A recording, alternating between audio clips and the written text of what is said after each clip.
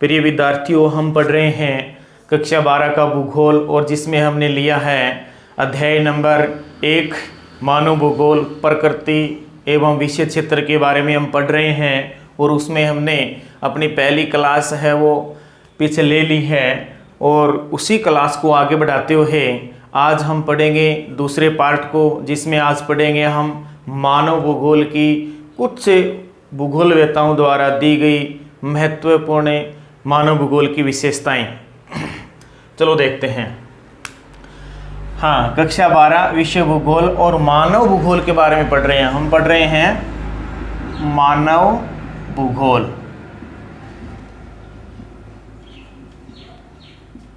मानव भूगोल और मानव भूगोल में क्या पढ़ रहे हैं? इसकी प्रकृति, मानव भूगोल की प्रकृति एवं विषय क्षेत्र। ये अपना जो लेसन है, पहला लेसन है, इसमें ज़्यादा बड़े क्वेश्चन तो नहीं आएंगे आपके, लेकिन 1 या 2 नंबर से या 1 या 2 नंबर का क्वेश्चन आ सकता है। तो बड़े क्वेश्चन नहीं आते इस लेसन से, इस इकाई से। तो देखते हैं मानव भूगोल की कुछ परिभाषाएं। मानव भूगोल की परिभाषाएं।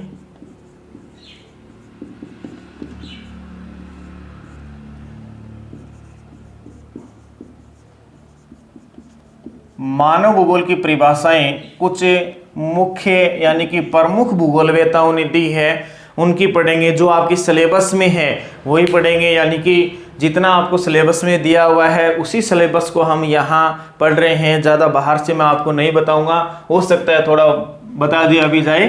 तो देखते हैं मानव भूगोल की परिभाषाओं में सबसे पहले हम देखते हैं फ्रेडरिक रेटजेल की।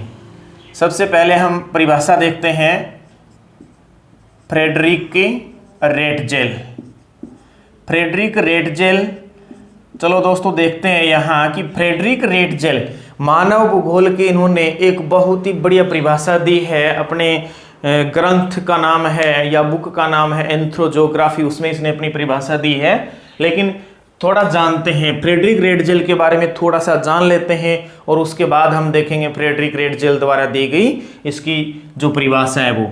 तो देखते हैं फ्रेडरिक रेटजेल। तो मैं बताऊंगा कि फ्रेडरिक रेटजेल है ये कहाँ की निवासी थे। फ्रेडरिक रेटजेल है वो जर्मनी के निवासी थे या जर्मन देश के निवासी थे। जर्मन निवासी यानी कि ये जर्मन देश में रहने वाले थे। और फ्रेडरिक रेटजेल का जो जन्म हुआ था वो कार्लोस नामक स्थान यानी कि जर्मनी में हुआ था। तो दूसरी इसकी देखते हैं कुछ तथ्य इनके। आधुनिक भूगोल का जनक, आधुनिक भूगोल का जनक है वो रेटजेल को माना जाता है, या आप जनक कह सकते हैं, पिता कहते हैं। एक और देखते हैं इसका मुख्य तथ्य, यानी कि ये जो रेटजेल है, ये फ्रेडरिक रेटजेल है, इसने एक अपनी प्रसिद्ध पुस्तक लिखी जिसको हम जानते हैं एंथ्रोपोजोग्राफी।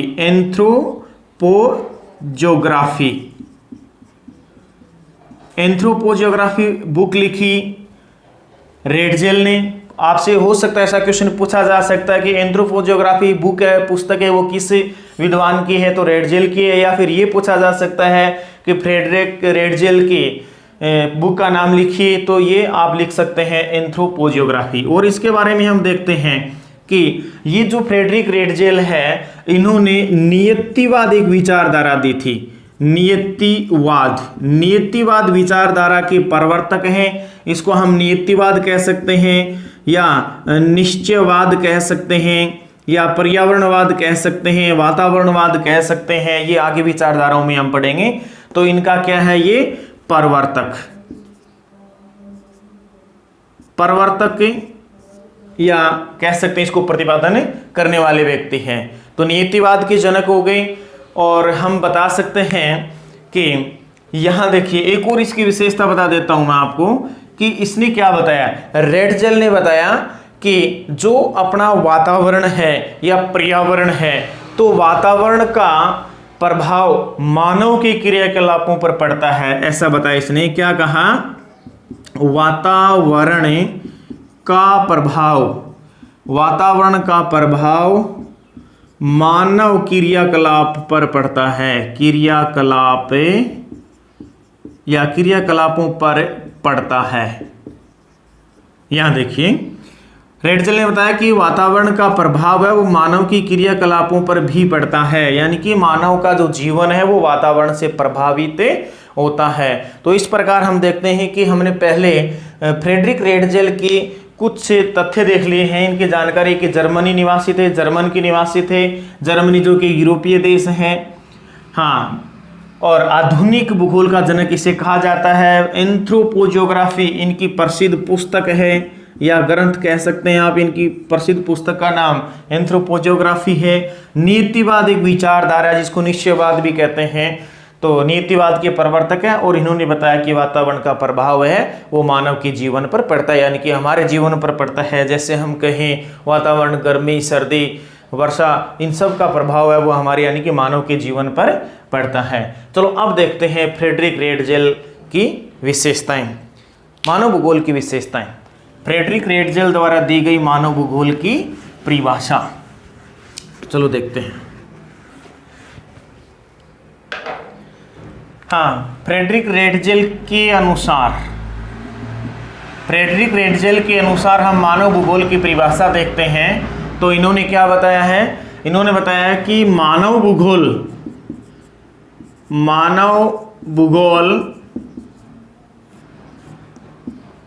मानव समाजों और धरातल के बीच यानी कि यहां थोड़ा गौर करेंगे आप, मानव समाज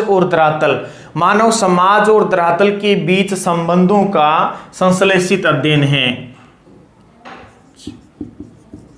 संबंधों का संश्लेषित अध्ययन है, संश्लेषित अध्ययन है। यहां देखिए, फिर से देखेंगे इसको, यानी कि रेटजेल ने क्या बताया कि मानव भूगोल मानव समाजों, यहां आपको ध्यान रखना है, दो शब्दों पे ध्यान रखना है, एक तो मानव समाज और एक धरातल। मानव समाजों और धरातल इन दोनों के बीच आपस में एक संबंध कैसे हैं? मानव समाज और धरातल का मतलब जिस पृथ्वी के ऊपर हम रह रहे हैं, यहाँ के इसके वातावरण के साथ हमारा संबंध कैसा है पृथ्वी से, तो ये इन्होंने यहाँ व्यक्त किया है कि मानव समाजों और धरातल के बीच जो संबंध होते हैं उनका संश्लेषित अध्ययन करना ही मानव भूगोल है। फिर से देखिए, मानव समाजों और धरातल के बीच जो संबंध होते हैं उनका संश्लेषण करना ही मानव भूगोल कहलाता है फ्रेडरिक रेटजेल के अनुसार। चलो देखते हैं अभी आगे, अगले विद्वान की परिभाषा देखते हैं। एक विदुषी महिला है जिसको हम जानते हैं एलन चर्चिल सैंपल। एनल चर्चिल सैंपल ये एक विदुषी महिला है और इसको हम जानते हैं रेटजेल की शिष्या के रूप में। चलो इसके बारे में देखते हैं आप, यानी कि एनएलसी सैंपल के बारे में कुछ तथ्य देखते हैं। तो मैं आपको बताऊंगा कि इसका पहला जो तथ्य है, ये कहाँ की निवासी थी? तो सैंपल है वो अमेरिका निवासी थी। कहने का मतलब अमेरिका में रहने वाली थी। और इसका एक और तथ्य आपको याद रखना है कि ये एफ रेटजेल यानी कि फ्रेडरिक रेटजेल की शिष्या थी, फ्रेडरिक रेटजेल की शिष्या। और अगली इसकी कुछ एक तथ्य और देखते हैं कि ये जो एनएलसी सैंपल है ये रेटजेल की शिष्या थी, लेकिन रेटजेल ने जो एक विचारधारा दी थी जिसको हम जानते हैं नियतिवाद विचारधारा या निश्चयवाद विचारधारा, तो उसकी ये समर्थक थी। तो आप कह सकते हैं नियतिवाद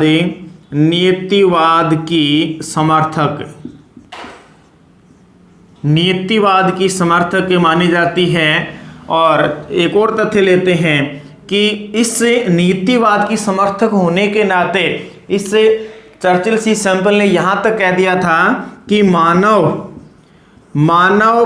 प्रकृति का, मानव प्रकृति का दास है, मानव प्रकृति का दास है। मानव प्रकृति जैसे चलाना चाहेगी वैसे मानव चलेगा, तो ऐसा इन्होंने कहा। और इसने क्या कहा, मानव है वो प्रकृति के सामने, प्रकृति के सामने तुच्छ है, तुच्छ कुछ नहीं है, एक तिनके के बराबर है प्रकृति के सामने मानव। ऐसा किसने कहा, अपनी चर्चिल सी सैंपल ने कहा।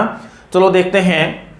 और इसने एक ये बात भी बताई कि रेटजेल ने तो बताया था कि वातावरण का प्रभाव मानव पर पड़ता है, तो इन्होंने एक बात कही अपनी बुक में लिखा इसने कि मानव का प्रभाव, मानव के क्रियाकलापों का प्रभाव, क्रियाकलापों का प्रभाव, क्रियाकलापों का प्रभाव वातावरण पर पड़ता है, वातावरण पर पड़ता है,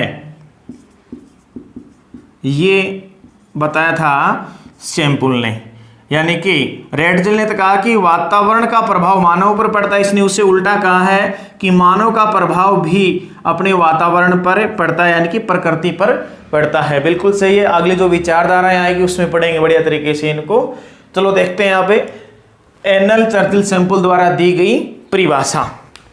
हाँ, एनएलसी सैंपल के अनुसार मानव भूगोल की परिभाषा देखते हैं। तो इन्होंने बताया कि मानव भूगोल, मानव भूगोल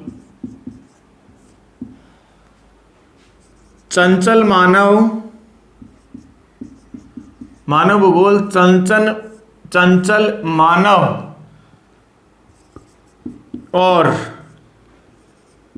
अस्थायी पृथ्वी, क्योंकि पृथ्वी अस्थायी है, स्थायी नहीं है, चंचल मानव और अस्थायी पृथ्वी के बीच, यहां आप देखेंगे कि इसने 2 पॉइंट लिए अपने, यानी कि एक तो बताया चंचल मानव, दूसरा बताया है अस्थायी पृथ्वी के पारस्परिक संबंधों का। यहां देखते हैं पारस्परिक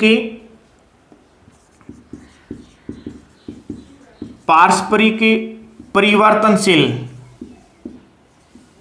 पारस्परिक परिवर्तनशील संबंधों का अध्ययन किया है। यहां पर फिर से देखते हैं कि ये जो सी सैंपल है, इस सैंपल ने बताया है, क्या बताया है कि मानव भूगोल है वो चंचल मानव और अस्थायी पृथ्वी के पारस्परिक और परिवर्तनशील जो संबंध है उनका अध्ययन किया है। परिवर्तनशील संबंध या संबंधों का अध्ययन। अब देखते हैं इसके 2 शब्द पकड़ते हैं हम कि सैंपल के 2, एक तो चंचल मानव और अस्थायी पृथ्वी। हो सकता है कि परिभाषा पेपर में दे दी जाए और आपको पूछ लिया जाए कि ये परिभाषा किस विद्वान की है और किस व्यक्ति के, से पूछा जा सकता है। पे ये भी पूछा जा सकता है एनएलसी सैंपल की परिभाषा है वो आप लिखिए। तो आप ध्यान से देखें कि इन्होंने कहा कि मानव भूगोल चंचल मानव और अस्थायी पृथ्वी, 2 इन शब्दों को पकड़िए आप, इनके बीच संबंध है। चंचल मानव क्यों कहा, क्योंकि मानव और पृथ्वी के ऊपर अनेक अनोन्य क्रियाएं करता रहता है, उसको चंचल कहा गया है। और अस्थायी पृथ्वी यानी कि पृथ्वी है वो स्थायी नहीं है, वो क्या है, अपनी गतियां करती रहती है। तो अस्थायी पृथ्वी के पारस्परिक का मतलब होता है यहां आपस में, पारस्परिक का मतलब होगा आपस में एक दूसरे के साथ। हाँ, पारस्परिक परिवर्तनशील संबंधों का अध्ययन करना ही मानव भूगोल है। किसने कहा ये कहा है सैंपल ने। चलो अगला देखते हैं। अगला विद्वान है विडाल डी ला ब्लास। विडाल डी ला ब्लास के परिभाषा भी हम देख लेते हैं। अपनी बुक के अंदर 4 परिभाषाएं दी हुई है। चलो देखते हैं। यहां विडाल डी ला ब्लास या ब्लोश ऐसे नाम लिखा होता है इसका, विडाल डी ला ब्लास। इसके अनुसार देखते हैं, पहले इसका बता देते हैं कि कहाँ का निवासी थे। ये एक फ्रांसीसी विद्वान थे। फ्रांसीसी विद्वान होने का मतलब फ्रांस देश के निवासी थे ये। और दूसरी इसका एक मुख्य तथ्य है इसका, यानी कि विडाल डी ला ब्लास ने संभववाद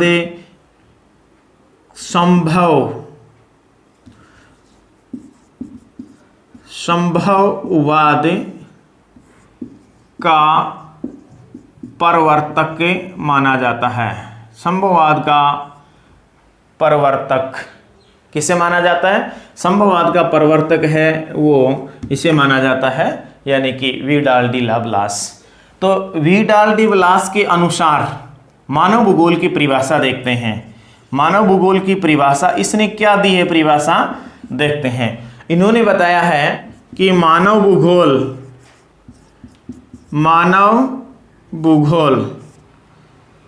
क्या है। इन्होंने बताया कि मानव भूगोल क्या है कि पृथ्वी को नियंत्रित करने वाले भौतिक नियम।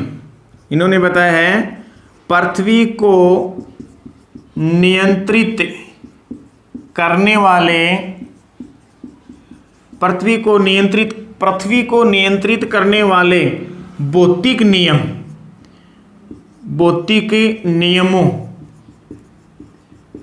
भौतिक तथा पृथ्वी पर निवास करने वाले जीवों पारस्परिक संबंधों का अधिक संश्लिष्ट ज्ञान शामिल है। अधिक संश्लिष्ट ज्ञान शामिल है, मानव भूगोल ने बताया ऐसा। हाँ, अब देखते हैं इन्होंने क्या कहा। मानव भूगोल पृथ्वी को नियंत्रित करने वाले भौतिक नियमों तथा पृथ्वी पर निवास करने वाले जीवों के पारस्परिक संबंधों का अधिक संश्लिष्ट ज्ञान शामिल है, इसे क्या कहते हैं? मानव भूगोल कहा जाता है। फिर से ध्यान रखें, इन्होंने पृथ्वी पर नियंत्रण करने वाले भौतिक नियमों और इन पृथ्वी के ऊपर निवास करने वाले जीवों को आपस में संबंध बना के अपनी परिभाषा बनाई है। चलो देखते हैं एक और परिभाषा देखते हैं।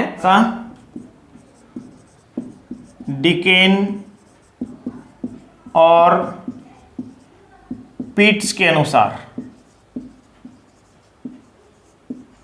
ये जो चारों परिभाषाएं हम पढ़ रहे हैं, ये कक्षा 12 के भूगोल में दिया हुआ, इसलिए चारों के पढ़ रहे हैं। बाकी बहुत सारे विद्वानों ने अपनी अपनी परिभाषाएं दी है। चलो देखते हैं इन्होंने क्या बताया है, यानी कि डिकेन और पीट्स ने बताया कि मानव और उसके कार्यों को समाविष्ट किया है। छोटी सी परिभाषा है इनकी, मानव और इसके कार्यों को समाविष्ट किया है। अपनी परिभाषा में इन्होंने क्या किया है, मानव के कार्यों और मानव को समाविष्ट किया। फिर से देखिए, डिकेन और पीट्स के अनुसार मानव और मानव के कार्यों को समाविष्ट किया है। किसमें? मानव भूगोल में। मानव भूगोल में मानव और उनके कार्यों को समाविष्ट किसने किया है? डिकेन और पीट्स ने ऐसा किया है। तो ये चार परिभाषाएं हमने देखी है जो अपनी पाठ्य पुस्तक में दी हुई है। आप इन चारों परिभाषाओं को बढ़िया तरीके से याद कर लीजिए, क्योंकि ये मोस्ट बनती है, हर बार परीक्षा में पूछा जाता है। या तो किसी विद्वान की एक परिभाषा पूछी जाती है या फिर परिभाषा दे दी जाती है, विद्वान का नाम पूछा जाता है। तो ये चार परिभाषाएं आप पढ़ लीजिए, निश्चित रूप से अब की बार ये परीक्षा में पूछे जाने वाला है। हो सकता है किसी बुक का नाम पूछ लिया जाए या संबंध पूछ लिया जाए।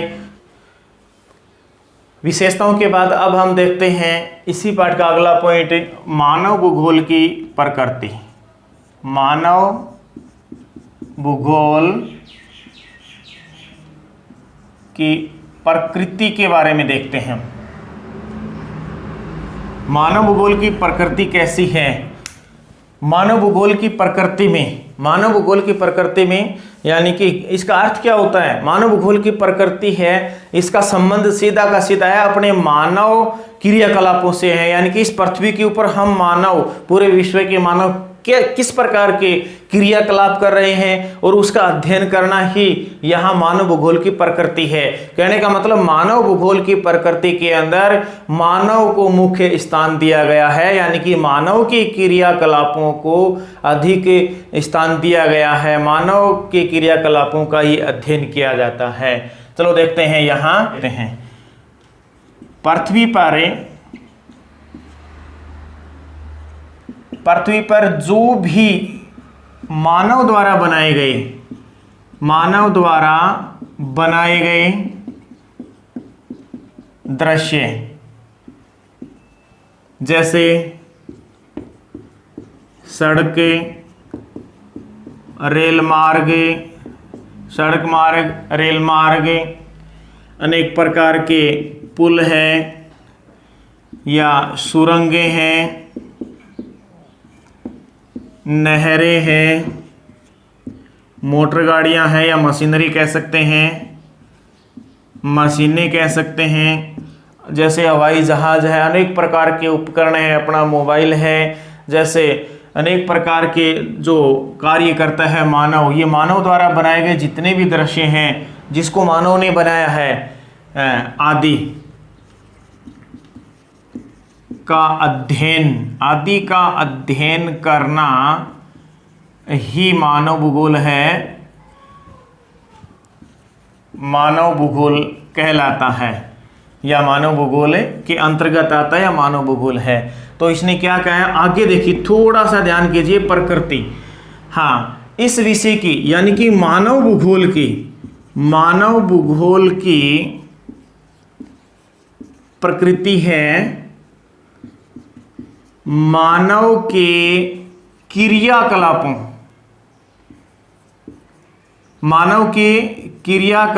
का अध्ययन करना।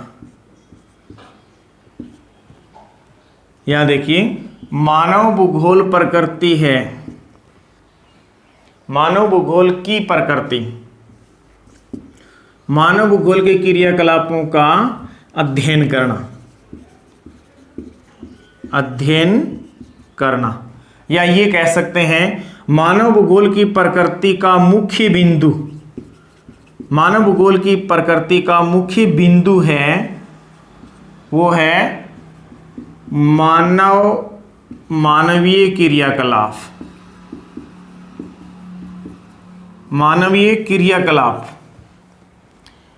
मुख्य बिंदु क्या है? मानवीय क्रियाकलाप। किसका? भूगोल की प्रकृति का। मानव भूगोल की प्रकृति का मुख्य जो क्रियाकलाप है वो मानव है। आगे देखते हैं, मानव भूगोल की प्रकृति से संबंधित कुछ विचार दिए हैं जीन ब्रुन्स ने। एक विद्वान हुए जीन ब्रुन्स के अनुसार यानी कि जीन ब्रुन्स ने बताया है, जिस प्रकार अर्थशास्त्र का संबंध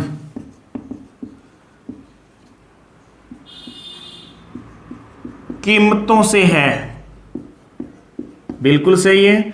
अर्थशास्त्र में हम क्या पढ़ते हैं? कीमत देखते हैं, यानी कि हर किसी चीज की जो भी हम खरीदते हैं या बेचते हैं तो उनकी कीमतों पर ज्यादा ध्यान देते हैं। अर्थशास्त्र में ये पढ़ा जाता है, यानी कि अर्थशास्त्र का संबंध कीमतों से है। तो ये जीन ब्रुन्स ने कहा है, ये दोनों चारों पांचों आप शब्द है वो ध्यान रखें। इसी प्रकार इन्होंने क्या है, भूगर्भ शास्त्र का संबंध किससे है? चट्टानों से है। यानी कि जब हमें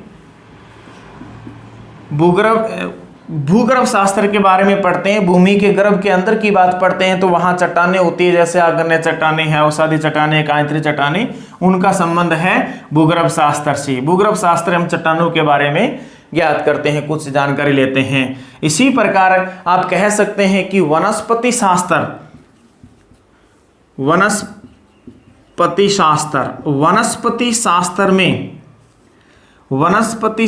का संबंध पौधों से है। और आप कह सकते हैं कि इतिहास का संबंध समय से है।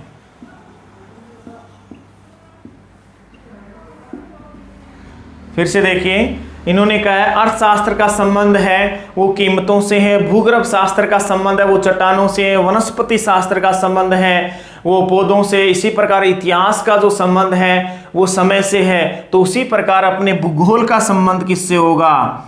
केवल भूगोल लिख रहा हूं मैं, यहाँ मानव भूगोल नहीं लिख रहा हूं। इसी प्रकार भूगोल का संबंध है वो ध्यान रखना, मुख्य टॉपिक बिंदु ध्यान रखना स्थान से है। भूगोल का संबंध स्थान से, ये आप थोड़ा सा ध्यान रखना, यहाँ भूगोल का संबंध दिया है तो स्थान से है। और यदि मैं कहूँ मानव भूगोल का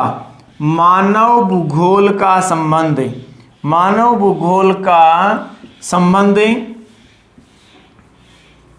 या मानव भूगोल का जो मुख्य बिंदु है वो मानव है। मानव भूगोल का संबंध मानव या फिर मानवीय क्रियाकलापों से है, क्रियाकलापों से है। फिर से ध्यान रखना। हाँ, फिर से देखते हैं।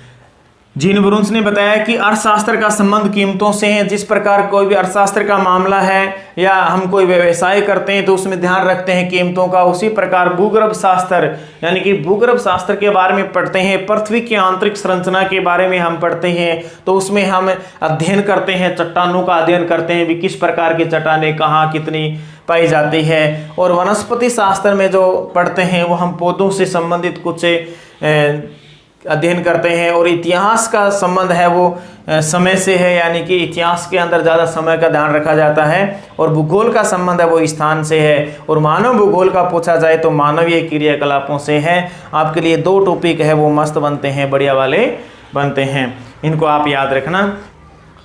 चलो अब हम देखते हैं मानव भूगोल की प्रकृति के बाद अब हम देखते हैं इसका विषय क्षेत्र।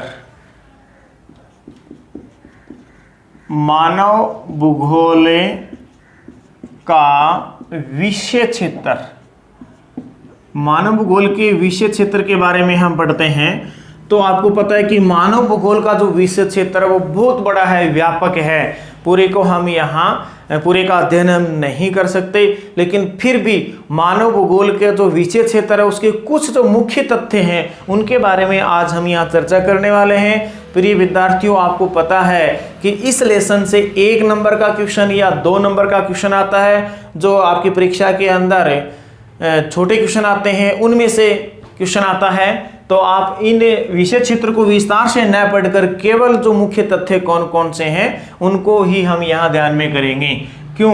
क्योंकि इसको विस्तृत पढ़ने में कोई आपको फायदा नहीं है। क्यों? यहाँ विस्तृत बड़ा क्वेश्चन 2 या 3 4 नंबर का क्वेश्चन यहाँ से नहीं आता है, केवल 1 नंबर का क्वेश्चन आता है। इसलिए यहाँ देखते हैं कि मानव भूगोल का विषय क्षेत्र, तो मानव भूगोल का विषय क्षेत्र वो बहुत ज़्यादा व्यापक है। मानव भूगोल का विषय क्षेत्र, मानव भूगोल का विषय क्षेत्र व्यापक है, ये कह सकते हैं हम। व्यापक, व्यापक का मतलब काफी विस्तृत है, लेकिन इस पूरे का अध्ययन नहीं करके हम यानी कि इसके मुख्य जो तथ्य हैं उनके बारे में देखेंगे।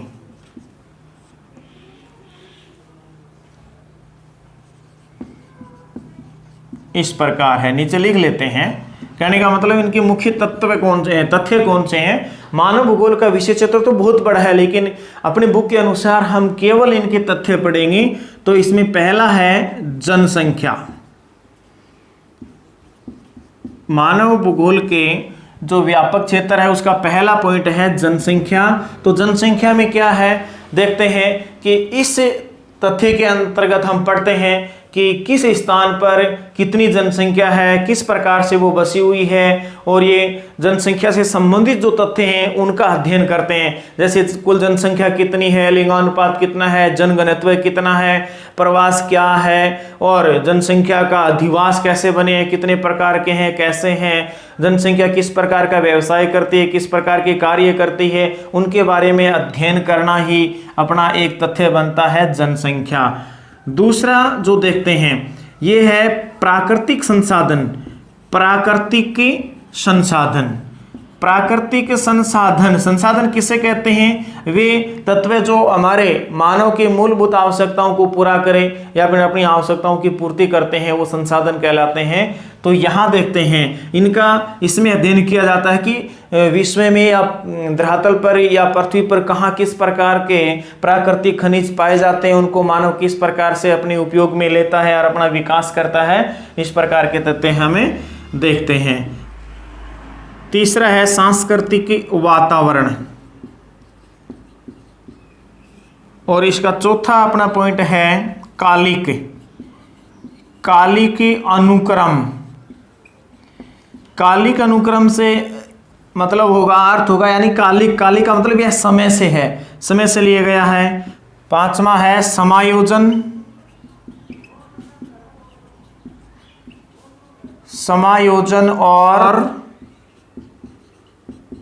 प्रादेशिक संगठन। केवल आप इसको नाम याद रखें, हो सकता है एक नंबर में पूछ लिया जाए। छठा है दूसरे प्रदेशों से संबंध,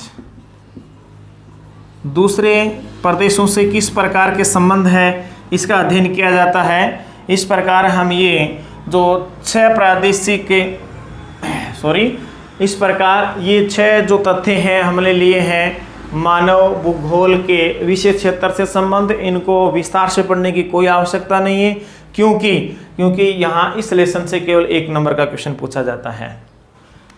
हाँ, मानव भूगोल की प्रकृति विशेष क्षेत्र के बाद अब हम देखते हैं मानव भूगोल के विकास के बारे में। मानव भूगोल का विकास,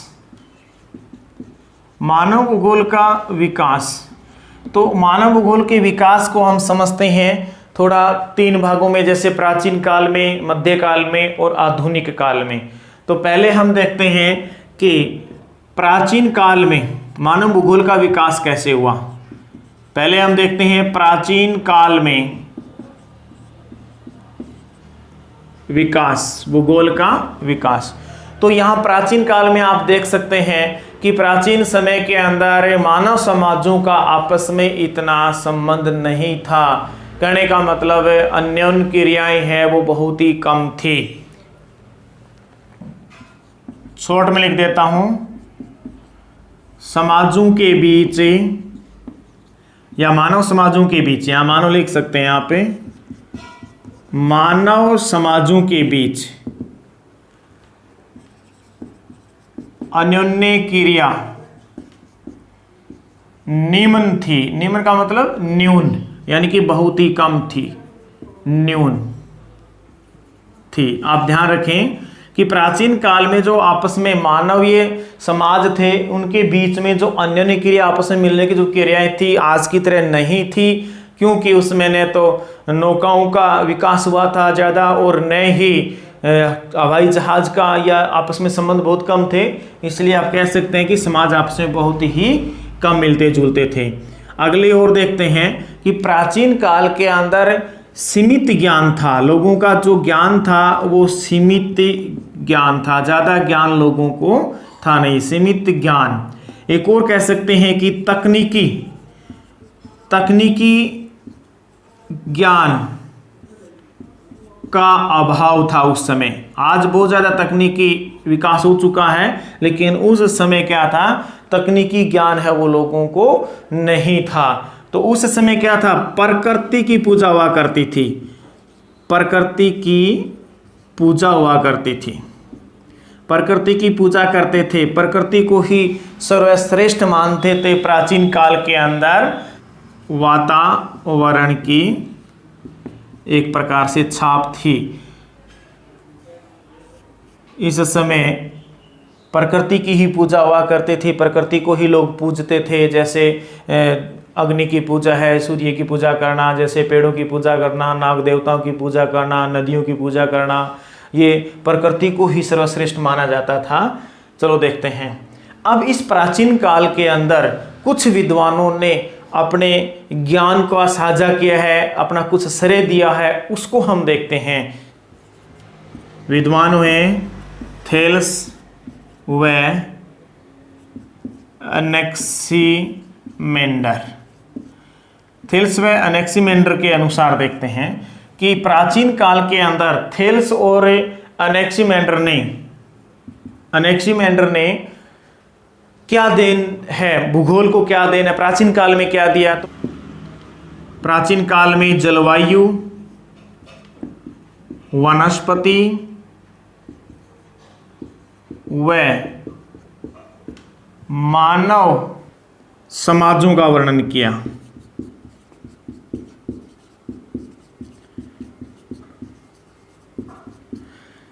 मानव समाजों का वर्णन किया किसने? फिर से देखते हैं। थेल्स और अनेक्सिमेंडर ने प्राचीन काल के अंदर जलवायु, वनस्पति व मानव समाजों का वर्णन किया। ये देन है थेल्स और अनेक्सिमेंडर की। अब हम देखते हैं अरस्तु। प्राचीन काल में अरस्तु की क्या देन है? तो अरस्तु ने बताया सबसे पहले कि वातावरण का प्रभाव मानव पर पड़ता है। अरस्तु ने बताया कि वातावरण का प्रभाव मानव जीवन पर पड़ता है। इन्होंने पहली बार बताया कि जो वातावरण है, प्रकृति है, इसका जो प्रभाव है ये अपने मानव जीवन पर पड़ता है। ये देन है किसकी? ये बताया था अरस्तु ने। तो अरस्तु ने एक बात और बताई थी यहाँ, इन्होंने कहा ठंडे प्रदेशों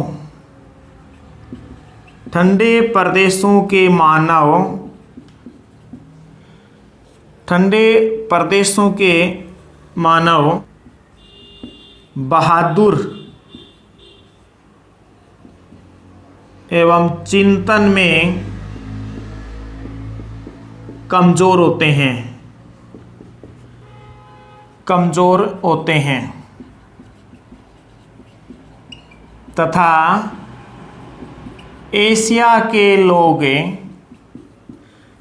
लोग कहो या मानव, एशिया के मानव सुस्त व चिंतनशील होते हैं।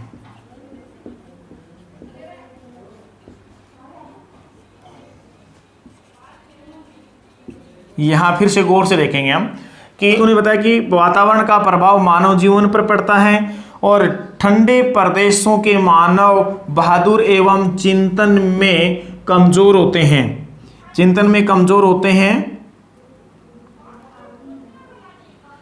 तथा एशिया के मानव या लोग सुस्त होते हैं लेकिन चिंतनशील होते हैं, चिंतन में अच्छे होते हैं, ऐसा ही इन्होंने बताया। एक अन्य विद्वान है